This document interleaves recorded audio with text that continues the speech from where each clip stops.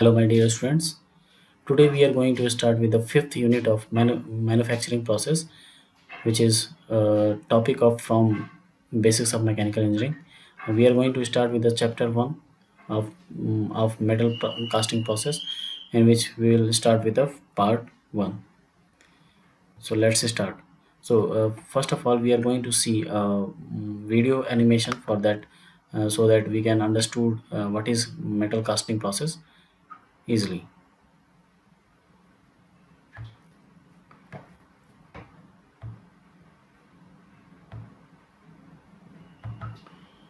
So now, sand casting process. Sand casting process is the most widely used casting process in manufacturing. The advantage of using sand to manufacture products of a metal is that sand is a very resistant to elevated temperature. So we can use enormous type of material which will have the the melting point below the melting point of the sand. The sand casting can range in the size from the very small to extremely large. So we can produce the product from the sand casting at a very any size.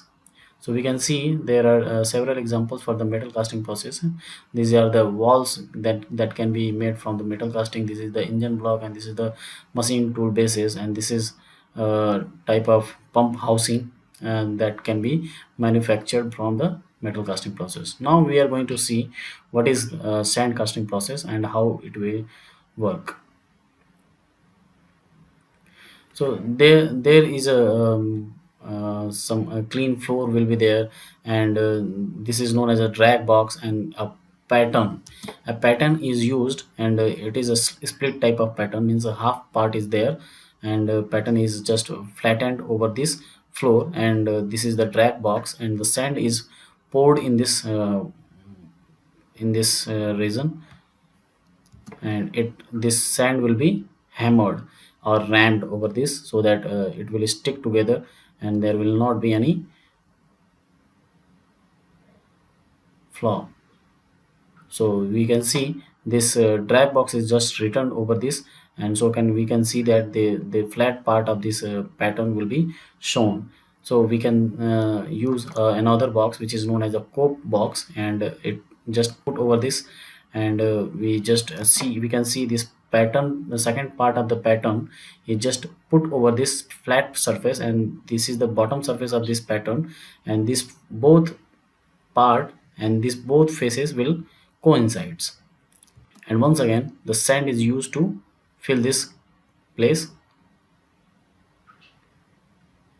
and this sand will be rammed or hammered over this, so that there is a stickness, that there is a compactness. Just we can see these are the patterns which are used as a replica of the product. Replica means model of the product, which is not a product but it is a replica. So we just remove this pattern, so that we can see there is a cavity will be there, and here also and here also.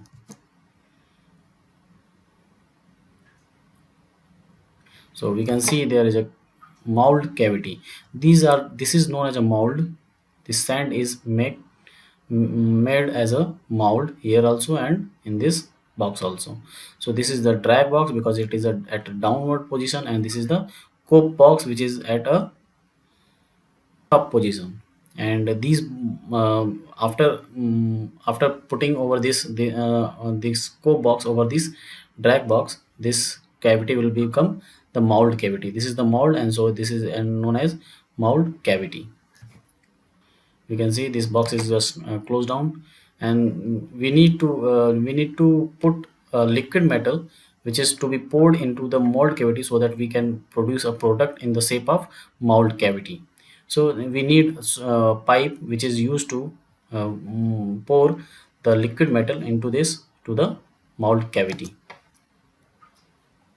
So there will be two pipes. Why two pipes? Because if we are pouring this liquid metal into this mold cavity, if there is a air, so we cannot fill this liquid metal from this pipe. So we need to make this air out of this mold cavity, so we use another pipe which is known as riser pipe.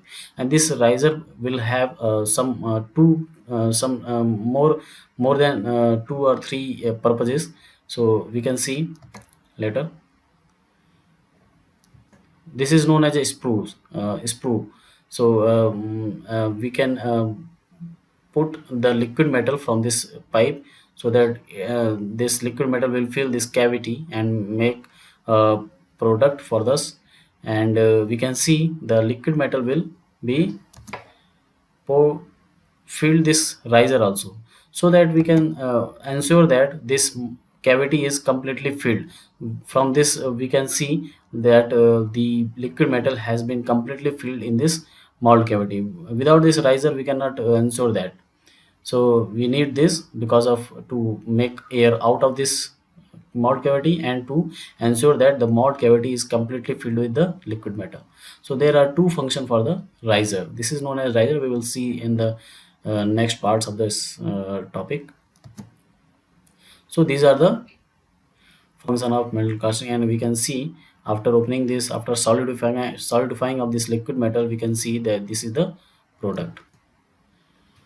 Okay, so we just go move further for this lecture. So what is the metal casting process? It is casting is one of the oldest manufacturing process. It is it is the first step in making most of the products. So what are the steps for the metal casting process? The making mold cavity material is first liquefied by properly heating it is in a suitable furnace. Liquid is poured into a prepared mold cavity, then allowed to solidify it. Then product is taken out of the mold cavity, trimmed and made to a shape. So there are so many defects after making a product from the sand casting or metal casting process. There are some extended parts of the liquid metal has been comes out from the parting line up between the core cope and drag box, so it is needed to be trimmed out. So we should concentrate on the following for successful casting operation. So preparation of mold of the patterns molds of patterns, melting and pouring of the liquefied metals, solidification and further cooling to room temperature, defects and inspection. Moving to the next slide, it is advantage of the metal casting process. It is for molting metal material can flow into very small sections, so that intricate means very difficult shape. Then we can see this is a very difficult shape. We cannot make with a single pass of the lathe machine or 3D printer, which is very difficult to make this type of part. So the casting is very good, but the making of pattern is very complicated for this metal casting process. So the intricate shape can be made by this process. As a result, many other operations such as machining, forging and welding can be minimized. The possible to cast practically any material like ferrous or non-ferrous material can also be made from this metal casting process. The necessary tools required for the casting molds are very simple and inexpensive. As a result, for the production of a small lot, it is ideal process.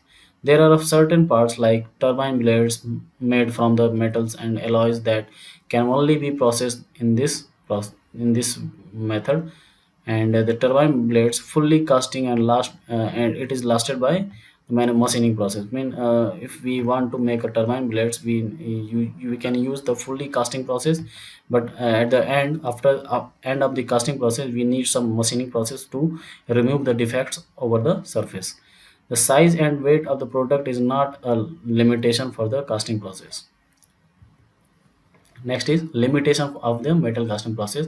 It is the dimensional accuracy and surface finish of the casting made by the sand casting process are limitation to this technique. Means dimension can be very much different from the actual product to be made from this metal casting process. Many new casting processes have been developed which can take into consideration the aspects of dimensional accuracy and surface finish. Some of these processes are die casting process, investment casting process, vacuum shield molding process, and shell molding process. The metal casting is a labor intensive processes. The last one, the automation. Automation is a question, a big question for this type of process, because there is a melting of the metal and holding of utensils to pour into the mold cavity. Is it cannot be used for the automation. So automation is a very big question for this type of process. So automation is not good for this process, and it is a limitation. So we'll see the second part of this chapter in the next video lecture. Thank you for listening this lecture.